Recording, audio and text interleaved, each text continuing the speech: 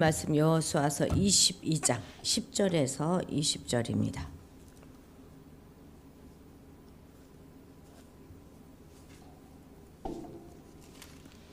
(20장) 10절에서 20절까지 한 목소리로 읽겠습니다.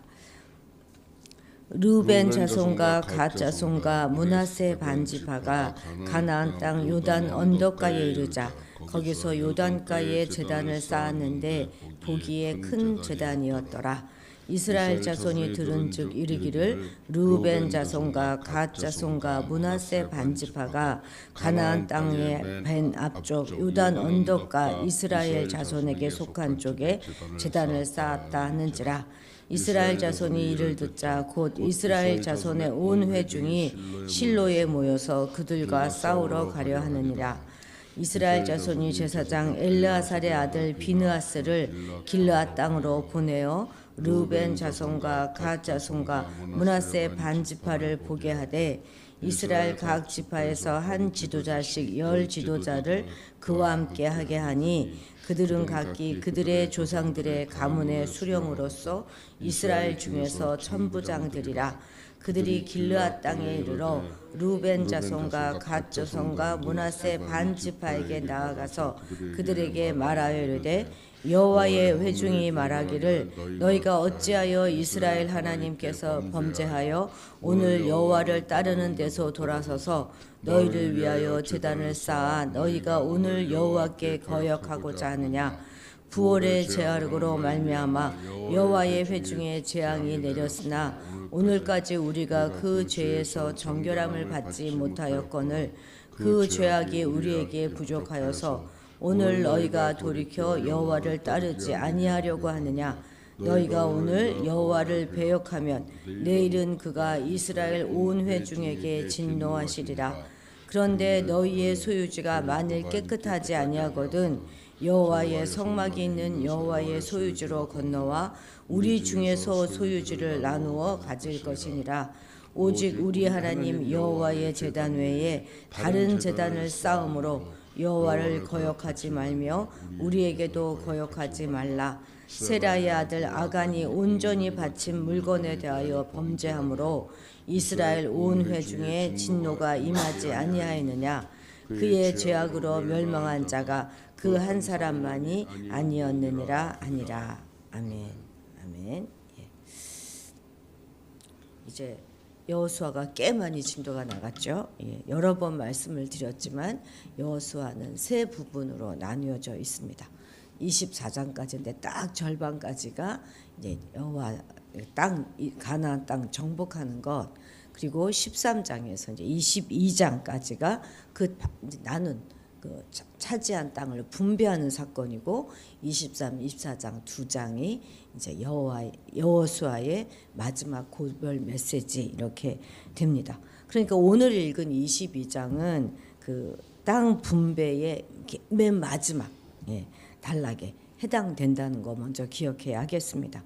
우리가 지난 한 주간 설 연휴 동안에 새벽기도 말씀을 나누지 않았기 때문에 오늘 지금 우리가 나누는 이 말씀이 어디에 해당되는가 하는 것부터 먼저 기억해야 될 것입니다. 우리가 잘 아는 것처럼 이제 요단 동편, 여기선 지금 길르앗 땅 이렇게 얘기하고 있죠. 길르앗 자손 이렇게 표현하고 있는데요. 그것의 동편에 요단 그 두 지파 밭, 르우벤 지파, 갓 지파, 므낫세 반 지파, 이 지파들은 요단 서편으로 건너와서 이 서편 땅을 정복하는 모든 과정에 앞장서서 혼신의 힘을 다하여 함께 하였습니다. 이제 정복하고 땅 분배하는 모든 과정들이 다 마무리되어짐에 따라서 이들은 자기네 땅으로 자기의 기업으로 돌아가게 된 것이죠. 7년 만이니까 그동안 얼마나 그죠? 어려운 시간들을 보냈겠습니까? 자, 10절 같이 읽겠습니다. 르우벤 자손과 갓 자손과 므낫세 반지파가 가나안 땅 요단 언덕가에 이르자 거기서 요단가에 제단을 쌓았는데 보기에 큰 제단이었더라. 아멘.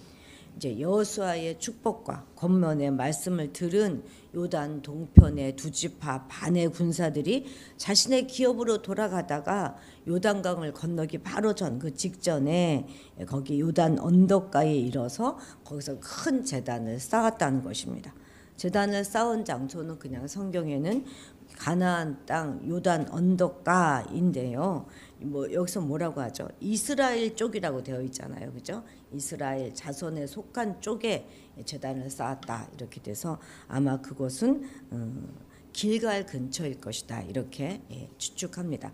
길갈이 어떤 곳입니까? 이스라엘 백성들이 요단강을 건너서 할례를 행하고 또 유월절을 지키고 언약갱신 의식을 행했을 뿐만 아니라 12도를 세우고 요단강 도화를 기념했던 그런 아주 역사의 현장이 아니겠습니까? 바로 거기다가 큰 제단을 쌓은 거죠. 보기에도 큰 제단, 이렇게 보기에 큰 제단이었다 하는 것을 보면 이것은 제사를 드리기 위한 목적은 아니었던 것 같습니다. 요단 동편 쪽에서 이렇게 보아도 보일 수 있을 만큼 크게 제단을 쌓았다 하는 것으로 우리가 여겨지는데요. 28절에 의하면 이제 오늘 본문은 아니지만 28절에 보면은 그것은 번제를 위한 것도 아니고 다른 제사를 위한 것도 아니다 그렇게 되어 있잖아요. 그리고 그런 것을 보면 그 성막 안에 번제단을 번뜬 것을 이제 제단 모형이다 이렇게 여호와의 제단 모형을 봐라 그런 거 보니까 그 번제단을 본단 그런 것으로 우리가 알 수 있습니다. 여기서는 물론 이제 동편 지파에 선한 목적이 있었다 하는 것을 우리가 내일 본문에 가면 확실하게 더 밝혀질 텐데 어쨌든 그러나 이것은 요단 서편에 있는 이스라엘 백성들의 눈에 보일 때는 우상 숭배를 하려고 하는 것이구나 이렇게 오해를 받기에 충분한 행동이었죠. 이것은 그야말로 이스라엘의 정체성을 해치는 일이고 다른 신을 섬기는 그런 우상 숭배의 것으로 보여지기에 너무나 분명한 것이었습니다. 그러니까 비록 이것이 아무리 선한 동기일지 모르겠습니다만 제대로 된 결정이라고 할 수는 없는 것이죠. 이들은 정말 이렇게 선한 의도를 가지고 있었다면 사전에 요단 서편 사람들과 상의한 것이 마땅합니다. 한마디 사전에 어떤 논의도 없었으면서 큰 단을 쌓은 것은 분명히 이것은 경솔한 행위입니다. 아무리 선한 의도라 하더라도 오해받을 수 있었다 하는 것을 우리는 명심해야 할 것입니다. 설령 선한 목적을 가지고 추진하는 그런 일이라 할지라도 그 일로 인해서 다른 사람들에게 염려를 끼치거나 근심을 끼치거나 또 신앙 공동체 안에서 어떤 분쟁을 일으키게 해서는 안 될 것입니다. 하나님을 향한 열정이기만 하면 모든 것이 다 정당화되고 또 모든 그런 과정이 다 정당화되는 그런 것은 아니지 않겠습니까? 나만 열정이 있고 나만 순수한 것이 아니지 않겠습니까? 우리의 열정이 무엇에 근거한 열정인가 하는 것 잘 따져보고 먼저 대화를 통해서 서로 점검해 보는 것이 좋겠습니다. 12절도 우리 같이 읽어볼까요? 이스라엘 자손이 이를 듣자 곧 이스라엘 자손의 온 회중이 실로에 모여서 그들과 싸우러 가려 하니라. 그러니까 지금 경솔하기는 지금 이쪽이나 저쪽이나 다 마찬가지인 거죠. 요단 동편의 군사들이 제단을 쌓은 것을 보고 취한 이스라엘 백성들의 반응이 바로 이렇다는 것이에요. 이들의 첫 반응은 무엇입니까? 흥분입니다. 흥분해서 요단 동편 사람들과 싸울 채비를 갖추었어요. 물론 이거 역시도 하나님을 잘 섬기고자 하는 순수한 열정에서 나온 것은 분명하지만 이 역시 경솔하기는 마찬가지인 것이죠. 바로 얼마 전까지만 해도 자기들과 함께 온갖 위험을 무릅쓰고 전쟁에 참여하여서 자기들을 도와주고 형제 애를 나누었던 그런 사이임에도 불구하고 요단 강가에 큰 제단을 쌓았다 하는 그 소문만을 듣고 지금 격분하여서 적대감을 가지고 지금 나아가려고 하고 있는 것이죠. 정말 하마터면 동족 상전의 그런 비극이 일어날 뻔했던 그런 상황입니다. 소문은 빠르고 오해는 급한 법이죠. 그래서 욱하면 안 되는 거예요. 우리 역시 다른 사람의 행동에 대해서 조금 여유와 인내심을 가지고 지켜볼 필요가 있는 것입니다. 자기 나름대로의 주관적인 생각과 판단이 옳다고 여기고 상대방에 대해서 정죄하고 때로는 극한 상황으로 몰아가고 하는 그런 경우가 우리 안에도 허다한 것이 사실이지 않습니까? 그래서 분쟁이 자꾸 일어나는 것이죠. 이런 섣부른 판단의 근저는 다 자기 중심적인 사고 때문에 그렇습니다.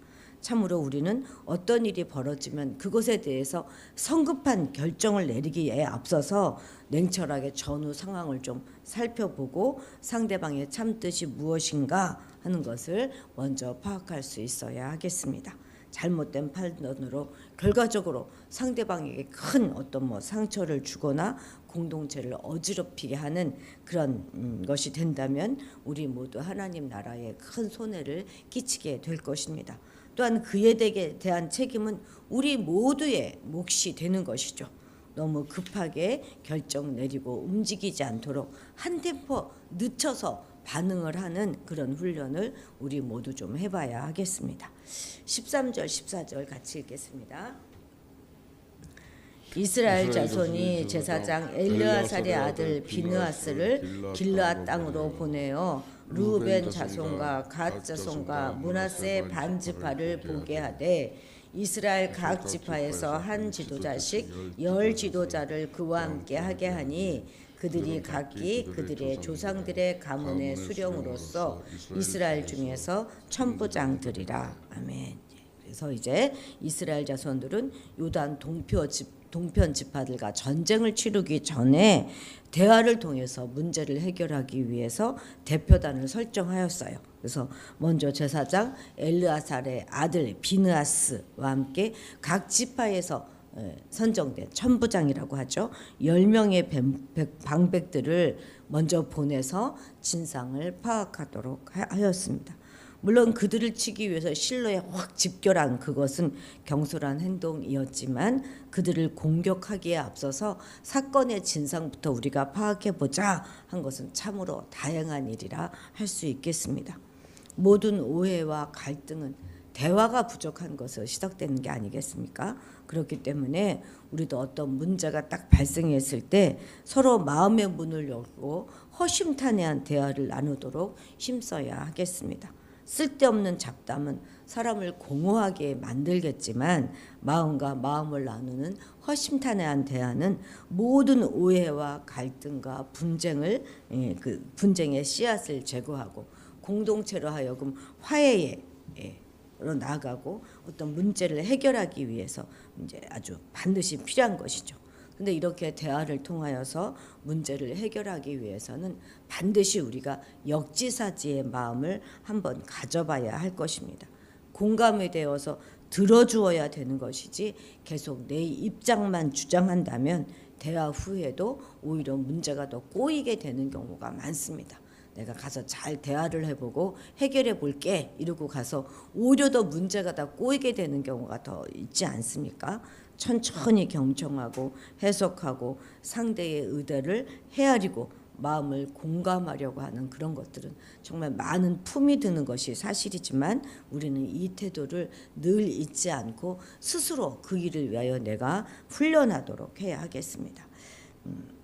경청만이 문제를 해결할 수 있는 유일한 방법이라는 것도 오늘 우리가 기억해야 하겠습니다. 16절 읽겠습니다.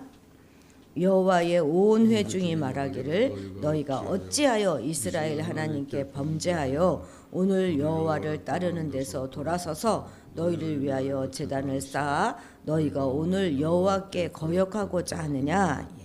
비느하스를 중심으로 한 그런 지파의 대표자들은 먼저 자신들이 이 사태를 얼마나 심각하게 여기고 있는가 하는 것부터 잘 설명해 줍니다. 심지어 17절에 보면 지금 이 사태를 무엇에 비유하고 있습니까? 부월의 죄악에 비유하고 있습니다. 부월의 죄악이 무엇이죠? 바알 부월 사건 우리 기억하잖아요. 그 모압 땅에서 일어났던 우상 숭배 그것으로 인해서 하나님의 진노가 일어나가지고 24,000명이 죽임을 당하게 됐던 그 사건이 바로 바알 부월 사건입니다. 지금 서편 지파들은 대화를 통해서 이들에게 돌이킬 수 있는 기회를 주고 있는 것입니다. 내가 듣겠으니 얘기해봐라 하고 있는 것이죠. 자, 19절 같이 읽어볼까요? 자, 19절 읽겠습니다. 그런데 너희 소유주가 만일 깨끗하지 아니하거든 여호와의 성막이 있는 여호와의 소유주로 건너와 우리 중에서 소유주를 나누어 가질 것이니라. 오직 우리 하나님 여호와의 제단 위에 다른 제단을 쌓음으로 우리를 거역하지 말며 우리에게도 거역하지 말라. 아멘. 예. 지금 아마 이들은 그곳이 그 요단 동편이 마땅하게 제사를 드릴 곳이 없기 때문에 제단을 쌓았다 이렇게 생각을 했던 것 같습니다. 그래서 이 요단 동편 사람들을 질책한 비느하스와 10명의 이 대표단들은 동편 사람들에게 실제적인 제안을 지금 하고 있는 거예요. 자, 와서 건너와라. 그러면 우리의 소유주를 나누어 주겠다. 지금 이렇게 말하고 있지 않습니까? 지금 얼마나 서편의 이스라엘 백성들이 동편의 사람들을 끔찍히 사랑하고 있는가 하는 것을 잘 보여주고 있는 것이죠.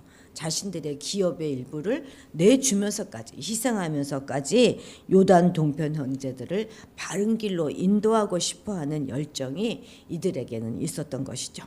이러한 비느하스 일행의 태도는 하나님을 믿는 모든 성도들에게 굉장히 귀중한 본이 될 것입니다.